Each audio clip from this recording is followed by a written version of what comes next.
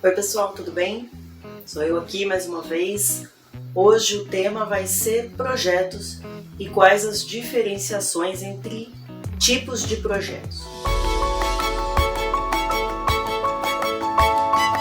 No vídeo passado eu comentei sobre o método cascata e o método ágil, dentro do ágil, o Scrum. Qual que é a diferenciação, e essa é a ideia aqui hoje da gente colocar o que é cascata, o que é ágil, quais são os tipos de projetos que podem se adequar a essas metodologias e quais as metodologias que podem, se isso pode ser híbrido ou não, tá?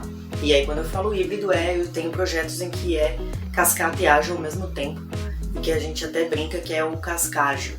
Tem vezes que isso acontece porque é a forma que deveria ser mesmo, e tem vezes que isso acontece por causa de processos e tá tudo bem. Um projeto cascata, quando a gente está falando de cascata, a gente tem começo, meio e fim, mas tudo é definido no começo. Como assim? A gente vai ter um pedido, um briefing, um dossiê do que a área solicitante quer, e lá ela tem que colocar tudo o que ela quer. Tudo, absolutamente tudo, porque toda a entrega vai ser organizada para ter essa cadência de entrega total, né? Então, a gente vai fazer o pedido integral e vai entregar para a TI, e TI vai falar, bom, eu entrego isso aqui em 3 meses. E aí, beleza, você tá muito feliz, você fez seu dossiê, você colocou todas as coisas que você queria, e TI falou que te entrega em 3 meses, então, beleza, vai funcionar. Acontece que, de repente, o seu concorrente lançou uma coisa melhor.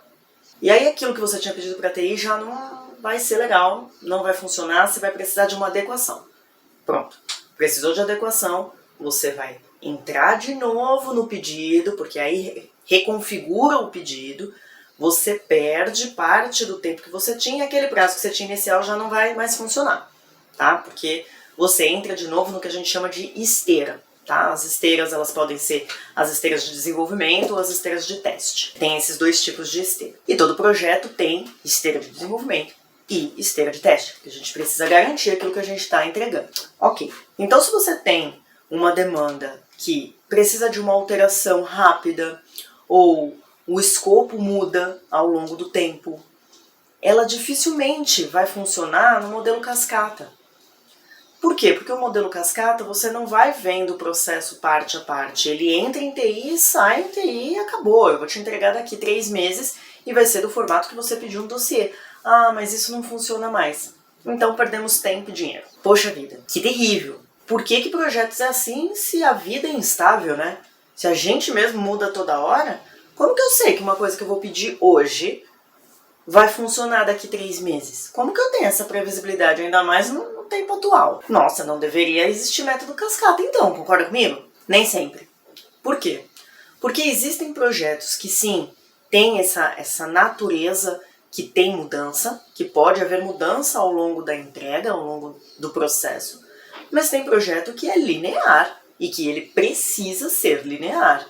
Então, o método cascata responde super bem, porque a gente não vai ter alteração ao longo do tempo. Um exemplo disso, por exemplo, é ótimo. Mas vamos lá, um exemplo é a construção de um prédio.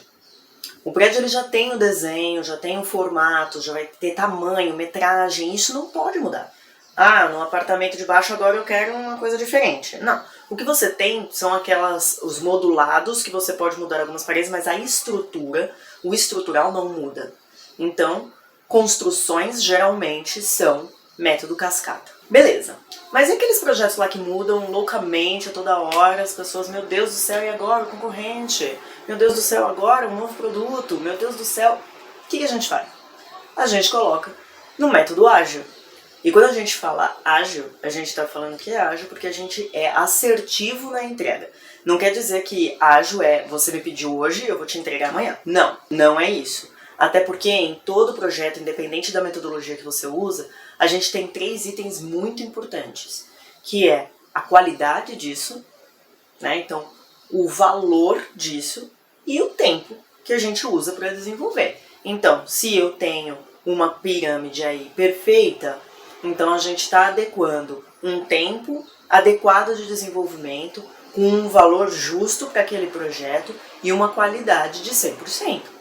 Se você me pede algo e fala eu preciso para amanhã, então a gente vai necessariamente impactar uma dessas 3 pontas.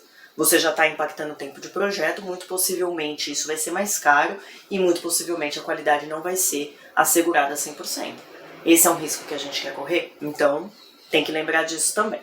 Dentro da agilidade, a gente não tem só Scrum, tá? Então, muita gente fala, Scrum é ágil, mas ágil não necessariamente é só Scrum, tá? A gente tem outras metodologias dentro do que a gente chama de guarda-chuva ágil, e aí eu trago o Scrum porque foi a metodologia que eu comecei, né? Que eu entrei e aí eu falei, cara, várias ferramentas, várias coisas que fizeram muito mais sentido porque os meus projetos tinham essa natureza de mudança. Então, cascata, por isso que eu falava, nossa, na área de projeto. Mas depois que eu conheci a agilidade, como eu já comentei com vocês, tudo fez mais sentido. Então, dentro do ágil, a gente tem entregas que elas já são pontuais, e isso não quer dizer que dentro do cascata é começo, meio e fim, no ágil não. Não é isso. Projeto por si só, a definição é que tenha começo, meio e fim. Isso é um projeto. Se é algo que você vai implementar que precisa de melhoria contínua, então isso é processo, não é projeto. Projeto tem começo, meio e fim. Dentro da agilidade também. A diferença é que você vai vendo as entregas ao longo do tempo. Então algo que a gente conseguiria entregar em 3 meses e o cliente não vê nada, a área solicitante não vê nada, só vê o começo, que é o dossiê, o que ele pediu, e a entrega final já pronto, testada e está na rua. Quando eu estou falando de ágil, eu estou falando que eu vou te entregar um pouquinho aqui agora, você vai ver, vai entender se serve, continua servindo, beleza, vamos para a parte 2. Essa parte 2 conversa com essa parte 1, então eu estou te entregando um produto um pouquinho maiorzinho agora, continua fazendo sentido? Não, não fez sentido? Então a gente ignora o que foi pedido para cá e repensa. Isso aqui que foi pedido faz sentido ainda? Só parte. Então a gente pega uma parte do que faz sentido ainda, reescreve as histórias, colocando essa mudança que teve ao longo do caminho, para a gente continuar entregando as outras partes, tá? Então isso serve muito para quando a gente tem alteração de orçamento, a gente tem entrega que precisa ser ongoing, tipo, tá na rua e eu preciso mudar, daqui 2 semanas eu consigo entregar uma mudança. Então a gente tem aí esse formato de entregar por partes. E a cada parte a gente ir validando se continua fazendo sentido, para que quando a gente entregue o final seja de fato o que vale a pena ir para a rua, o que faz sentido ir para a rua. Um exemplo disso é uma criação de um aplicativo. É assim, dessa forma, porque você vai colocar ali de repente um modelo beta, que tem 2 botõezinhos só, e aí você vai medindo isso, como que é a usabilidade disso, vai entendendo o mercado, vai colocando mais coisinhas ali dentro, mais ferramentas, vai vendo o que a área de negócio quer, a área de negócio quer mais um botãozinho, porque faz sentido, eles querem oferecer outra coisa dentro desse aplicativo, e aí a gente vai melhorando ao longo do tempo, e aí a gente fala, ok, a entrega final é o app fazer isso, isso e isso, e quando ele fizer isso, isso e isso, o projeto está entregue.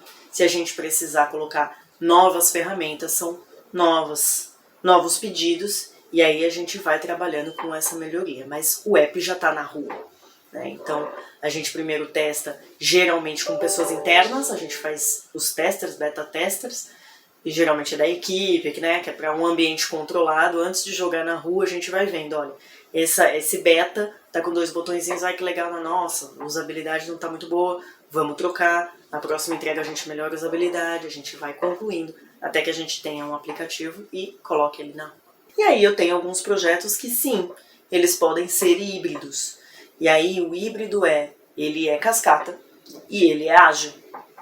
E aí eu tenho momentos em que isso acontece porque eu tenho um projeto que muda, né, de um escopo, então ele tem que começar necessariamente cascata por causa de um processo da empresa, por exemplo, e depois ele entra numa régua ágil, né, na esteira do ágil, porque ele vai ter essa natureza de mudança, então ele começa cascata e depois ele vira ágil.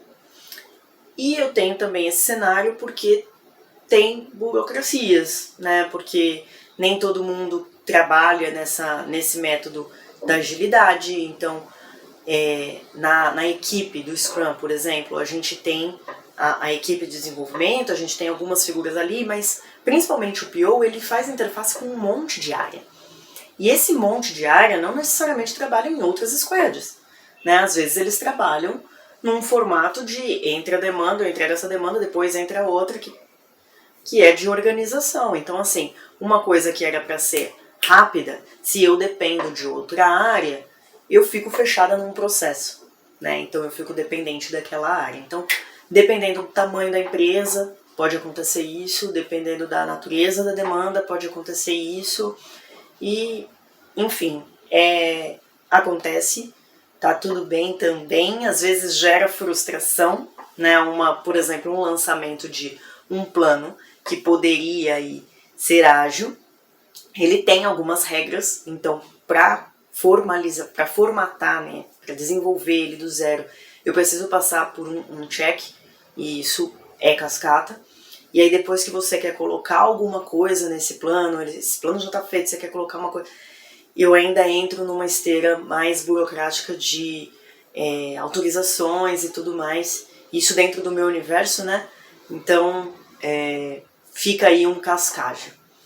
Não tá certo nem errado, tá? É uma forma de trabalho, tudo que eu trago aqui para vocês é forma de trabalho e vem da experiência que eu tenho de mercado, tá? Então tem coisas aqui que eu tô falando que é a visão da Carol, tem coisas que vocês encontram em livros, por exemplo, se você procurar Scrum, você vai encontrar, isso não é uma idealização da Carol, mas a forma como eu vejo, eu coloco aqui para vocês, para ver se faz sentido. A gente vai continuar falando sobre esses assuntos, tá? Tanto de projetos, e aí depois a gente entra um pouquinho melhor no que é o Scrum, para ver se faz sentido para você trabalhar nessa forma, de repente. E aí a gente também começa a inserir os itens de comunicação não violenta. Então a gente vai de pouquinho em pouquinho, vamos fasear, porque o Empatia Scrum é um tipo de projeto que é ágil. Ele é divididinho, então a gente vai com essa intenção de trazer algumas pílulas aqui para vocês irem pensando sobre esse universo, tá bom? Obrigada e até o próximo vídeo.